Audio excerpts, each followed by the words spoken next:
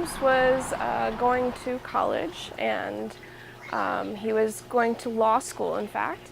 And he started working, he was working multiple jobs while he was in college, and one of them was at a pet shop because he loved aquariums and animals. And he worked there for all through college. And at one point he decided law school, that was reading way too many books. And that was not going to be his thing.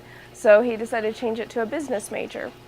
And at one point he tried to buy the store that he had worked for.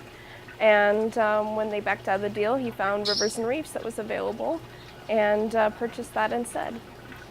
Well, customer service is definitely going to be our trademark, that we actually are very educated on the animals that we do sell here, as well as on pretty much anything about owning a pet. We are very open on the few animals that we don't know. I had a customer in here this morning that has a pet goat that has some problems. And I told him, I am not very knowledgeable about goats, but I do know the foods that we sell here, so I can give you as much information to work off of your knowledge there. So we were able to get something that worked for him. We have birds and fish and reptiles. We have some that are store pets that we just keep here permanently, like our store cat Fiji is 17 years old, and many of our customers know her very well because they've known her whole life. Came to me October 9th of 2000, a little bitty 3.5, 4-week-old kitten that had run across Congress Avenue from where they were doing some construction. Ran straight in our door, never left after that. She was even in the store for 3 or 4 weeks. We didn't even know she was there until we started seeing little bags of food being torn open, and I started seeing a little bit of waste. So I said, oh, this cat's still in the store.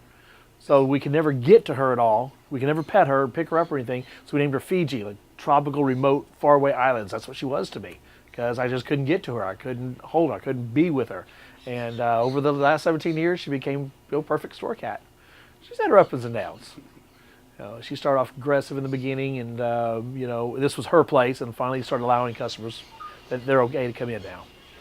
I have been shopping here evidently since 1977, when the store was over on South Congress. Oh, well, they're very friendly and personable, and I like that they might suggest a brand that my pets might like based on the food I've been feeding my pets. They say, oh, maybe they would like this one. This is a new brand we have, and it's like even more healthy, so you might try this. And I like that, they're just a neighborhood store, and I could walk here, come here on my bike, and they just haven't sold out to becoming a high-rise, so I appreciate having a pet store in my neighborhood. They certainly know us. They have our first names in the register. We don't have to call, pre-order, and it's a funky store. We like it. Well, we would always be eating tacos across the street at El Primo, and we would rather be buying them from a local store than driving out to one of the big shops, I guess. I personally breed and hand raise the birds that we sell here. Some of my birds are nationally show-winning birds, but I raise healthy cockatiels, which are much smaller, generally gray or yellow colored bird.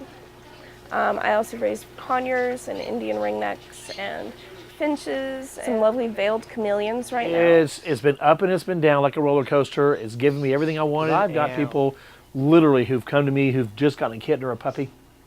We've grown them through the years, and on their way home, the last day, they bring them for us to say goodbye. That's loyalty.